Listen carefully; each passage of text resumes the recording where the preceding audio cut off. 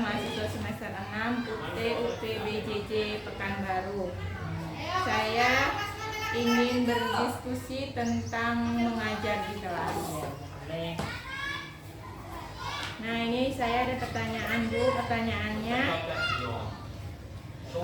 Ibu, bagaimana sih caranya agar siswa ketika berdiskusi di kelas itu dianya nggak berisik, harus mendengarkan gitu? Iya, memang biasa ya ketika kita mengadakan model diskusi itu kan namanya anaknya itu macam-macam kan. Ketika ada pasti ada yang ribut, ada yang apa. Yang pertama tuh biasanya kita kasih isyarat dulu pertama atau kode, misalnya mengangkat tangan atau mundur.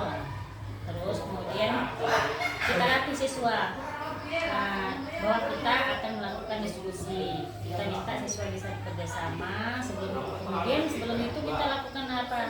Kita adakan ice breaking. Kita ajak mereka melakukan ice breaking, itu sebagai motivasi juga mereka yang semangat juga mereka belajar. Yang penting kita adakan ice breaking dulu. Oke, Bu, itu apakah dia langsung berhasil kalau kita melakukan hal itu?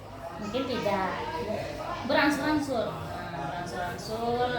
kita konsisten, selalu setiap masuk kita seperti itu, kasih breaking, kasih pesan-pesan yang positif, pujian pada mereka mungkin ya, mungkin lama-lama mereka terbiasa juga dan bisa kita ajak bersama dalam model pembelajaran diskusi.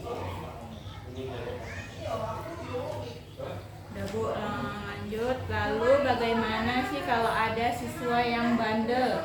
Dia sering ganggu temennya. Kemarin ada saya masuk di kelas, itu si Dame, dianya mengganggu temannya sampai nangis. Ya. Memang di setiap kelas itu ya pasti ada satu atau dua orang anak itu dia tingkah lakunya itu dia berbeda dengan yang lain. Mungkin dia mengharapkan perhatian dari kita. Dengan dia mengganggu kawan kan kita sering nyebut namanya. Dame jangan gitu, Dame jangan gitu. Mungkin seperti itu. Mungkin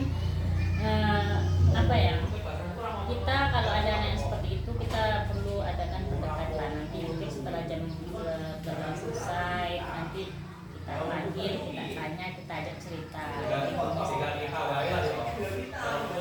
Bu, yang terakhir, berarti pendekatan ke siswa itu emang penting. Ya, memang penting karena kita kan sebagai guru bukan hanya mengajar juga. Kita bukan hanya mengajar, bukan hanya menyampaikan materi, tapi juga membangun hubungan yang baik dengan anak itu. Jadi kita anggap anak itu sebagai anak kita, kawan kita ajak cerita, kita tanya kesehariannya seperti apa.